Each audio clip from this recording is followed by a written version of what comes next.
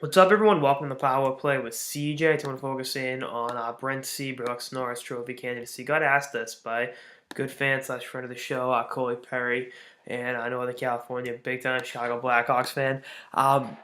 First of all, this has been the year of the defenseman. So when talking about the Norris Trophy, you got to understand that it's as wide open as it's ever been this year.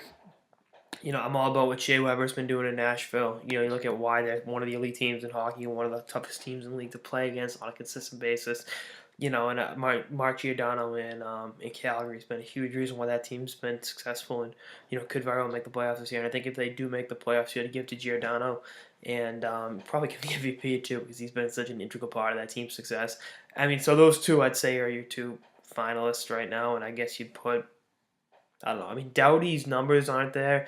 But you look at the situation he's playing in and what he brings to the LA Kings every single night. If you actually watch him play, he's definitely one of the top defensemen in hockey. That goes without saying. I think too often when we talk about elite defensemen, too much of an onus is put on statistics versus what do they give their team on a night-in, night-out basis. And you look at the way Seabrook's able to play the game, it allows Duncan Keith to go out there and do his thing. Obviously, Duncan Keith is one of the best defensemen in the National Hockey League. You don't win, Norris trophies by accident. He's, a guy that was a key cog in the Chicago Blackhawks attack. One of the many straws that stirred the drink in Chicago, and a guy that is a winner at every level. 2 gold medals, 2 Stanley Cups. Seabrook's got the 2 cups, the 1 gold medal, and had he made the Olympic team last year, definitely would have been a have the 2 gold medals as well. But I just think you look at the way he's able to play and, how Keith is able to put numbers on the board almost with ease. You got to look at his defense partner that offers him, kind of a safety net knowing Seabrook's back there, he's allowed to go out there and, play his game. And not only play his game, but, take risks that, he might not take otherwise. And that's, again, why he's been able to win 2 Norris trophies. So maybe if the Blackhawks organization and the media, the writers want to put Seabrook front and center, I think he'd be in the discussion absolutely.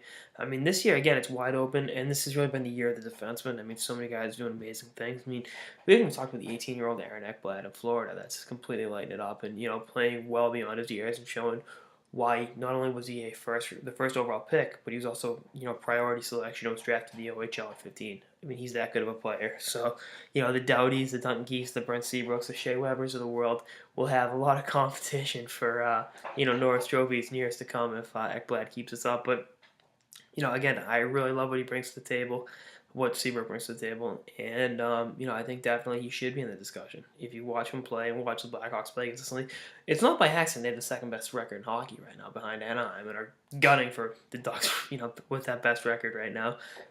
And that could potentially be a great Western Conference Finals showdown. I think them, Anaheim, St. Louis, Nashville, LA. Those are the 5 teams to be reckoned with in the West, and Seabrook's a big reason why. Now, the other thing, not to freak people out, but this could be Seabrook's last year in Chicago. He's got a $5.8 million salary cap hit, and the Blackhawks salary cap situation is going to be really, really complicated going into next year with Kane and Taves extensions kicking in. So, not only is he playing for a Norris Trophy, he could be playing for, putting on that Blackhawks sweater for the last time in 2015, so that's something to keep an eye on. But, when you look at the defensemen around the league, and obviously even BU's Kevin Shattenkirk, 29 points in the season. Great start. Great first half of the year. So that's, there's so many great defensemen around the league, and Seabrook's one of them. So it's a total cop-out answer. I know, par for the course, but I think you'd be foolish to overlook what he's doing in Chicago. How important he's been to that team playing well. And, we'll see what happens as the season goes on. I think he'll play in the All-Star game this year.